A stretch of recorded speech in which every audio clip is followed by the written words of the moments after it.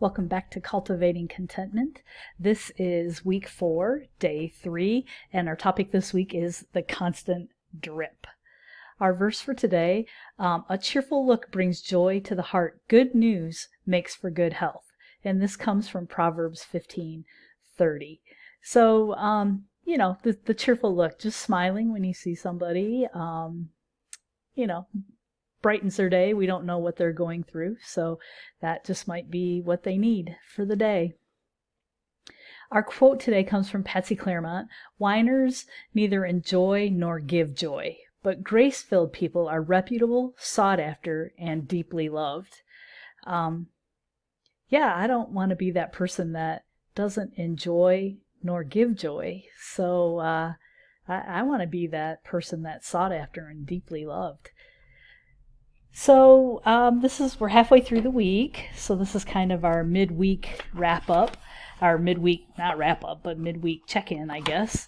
So it only takes a slow, steady dripping to make a woman disagreeable company. The remarks may be small, but they come constantly.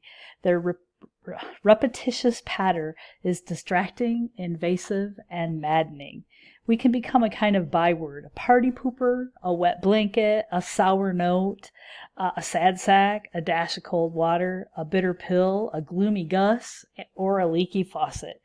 Those close to us find themselves longing for escape. Are people looking for reasons to avoid you, to get away from you? Or are you pleasant company, rain or shine? So that, something to think about. I don't want to be that person that people want to avoid. But I also know that I'm not, super joyful all the time either. So I guess we need to find that balance in there somewhere. So our question today, I've known women whose steady whining made them unwelcome companions. An hour in their presence was so draining, I'd feel exhausted by the time we parted ways. Do you enjoy the company of a complainer? Why not? And question 6, women who choose their friends unwisely can find themselves feeding off each other's urge to complain. In Proverbs 13:20, what does Solomon say about the care needed in choosing your companion? This one is kind of interesting because sometimes